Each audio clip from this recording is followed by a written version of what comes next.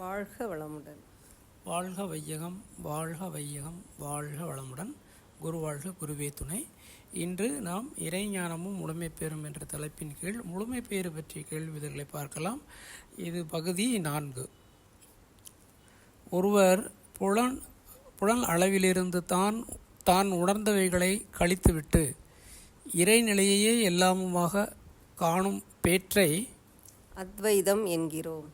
இயற்கை என்ற சுத்த வெளியே அனைத்து பொருள்களாகவும் இருக்கிறது, உயிரினங்களின் உணர்வாகவும் இருக்கிறது என்பதை உணரும் பொழுது அது துவைத நிலையாகும். சுத்த வெளிக்கும் மனித உணர்வுக்கும் உள்ள வித்தியாசம் என்பது தெய்வனிடையே உணரும் பொழுது அனைத்துமே ஒன்றாக காண முடிகிறது. தன்னை உணரும் பொழுது சுத்த வெளியிலிருந்து பிரிவுபட்டதாக உணர முடிகிறது. எந்த கணத்தில் தெய்வ நிலையை உணர்ந்து கொள்கிறோமோ அப்பொழுதே அன்பு மலர்ந்து விடுகிறது. உணர்ந்த நிலையில் இறை, மலர்ந்த நிலையில் அன்பு. எல்லாம் வல்ல சுத்த வெளியை அறிவு உணர்ந்து கொண்டது. அந்த அறிவு செயல்படும் போது அன்பாக மலர்ந்தது. அன்பு என்பது இறைநிலையின் செயலே, முழுமையான இயற்கையின் செயலே ஆகும். செயலிலே விளைவாக எப்பொழுதும் இறைநிலையே மலர்ந்து கொண்டு இருக்கிறது. எந்த பொருளிலும் எந்த நிலையிலையும் இறைநிலையை காணலாம்.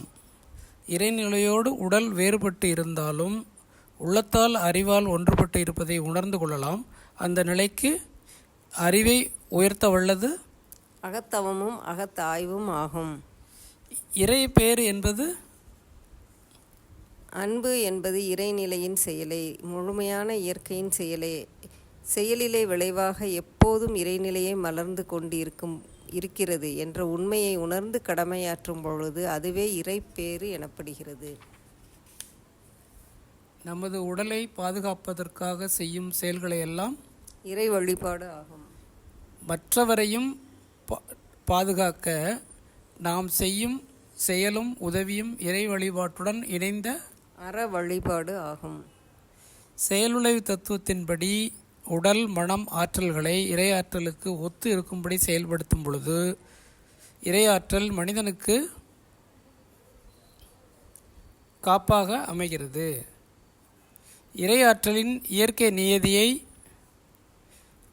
அறியாமலோ அலட்சியம் செய்தோ உணர்ச்சி வயப்பட்டோ மனிதன் செயலாற்றும் போது ஏற்படும் விளைவுகள் தாம் துன்பங்கள்.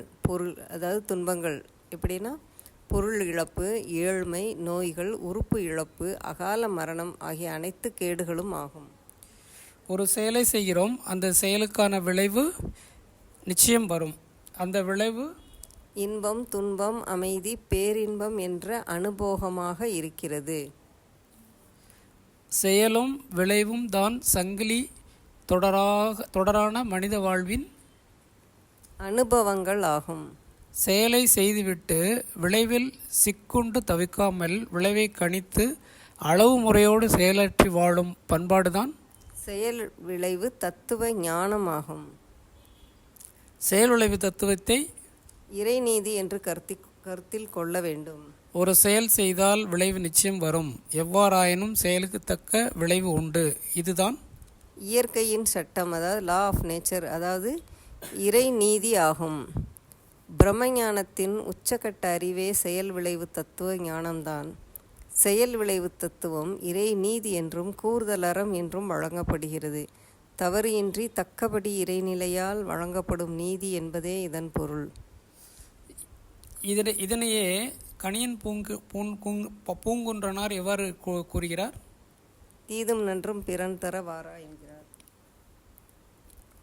அன்பும் கருணையுமே இயல்பாக அமைந்துள்ள இறைநிலை சிறிதளவு கூட தவறாமலும் பிழை இல்லாமலும் ஜீவன்களிலிருந்து எழும் செயல்களுக்கு தக்கபடி அளிக்கின்ற விளைவுதான் இறை நீதி ஆகும்.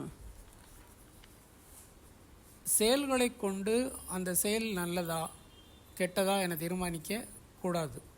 விளைவை கொண்டே அச்செயல் நல்லதா கெட்டதா என்பதை தீர்மானிக்க வேண்டும். நல்விளைவை தரக்கூடிய செயலே நற்செயலாகும். தீய விளைவை தரக்கூடிய செயல்களெல்லாம் தீய செயல்கள் ஆகும். இறைநீதி என்பது எப்போதும் வழுவாது சிறிதும் பிழையின்றி செயல்படும் செயலுக்கேற்ற விளைவு என்பது திருவருட்செயல் ஆகும். செயலுக்கேற்ற விளைவை அனுபவித்துதான் தீர வேண்டும். அது இன்பமாகவோ துன்பமாகவோ அமைதியாகவோ பேரின்பமாகவோ இருக்கலாம். நல்ல செயல் செய்தால் நன்மைகள் உண்டாகும். தொடர்ந்து நல்ல செயல்களை செய்வதற்கான நல்ல பதிவுகளே அவை அமையும். தீய செயல்களை செய்தால் தீமைகள் உண்டாகி அதுவே தீய செயல்களாக அமையும். ஆகவே நல்ல பதிவுகளை பெற உள்ளதை உணர்தல், நல்லதை செய்தல், அல்லதை விடுதல் வேண்டும். ஒவ்வொரு செயலையும் மனிதன் செய்கின்றான். விளைவு எங்கிருந்து விளைகிறது என்ற கேள்விக்கு மனிதன் செயலிலேயே உள்ளடங்கி இருக்கிறது. அதன் விளைவு மனிதன் செயலிலேயே உள்ளடங்கி இருக்கிறது. நோக்கம், திறமை, தொடர்பு கொள்ளும் பொருள், இடம், காலம் ஆகிய 5ம் கூடியே எந்த செயலுக்கும் தக்க விளைவாக உருவாகி வெளிப்படுகின்றது. எங்கும் நீக்கமற நிறைந்திருக்கும் இறைநிலை செயலின் விளைவாக புலன்களுக்கு எட்டக்கூடிய நிலையில் வெளிப்பட்டு விளங்குகிறது. அதாவது இடம் காலம் அறிந்து நல்ல நோக்கத்தோடும் திறமையோடும் ஆற்றும் செயலின் மூலம் இன்பம் உண்டாகிறது. இடம் காலம் அறியாமல் நல்ல நோக்கமும் திறமையும் குறைந்த செயலினால் துன்பம் உண்டாகிறது. தப்பு கணக்கிட்டு தான் ஒன்றை எதிர்பார்த்தால் ஒப்புமோ இயற்கை விதி ஒழுங்கமைப்பிற்கு ஒத்தபடி அப்போதைக்கப்போது அளிக்கும் சரி விளைவு. எப்போதும் கவலையுற்று இடர்படுவார் இதையுணரார்.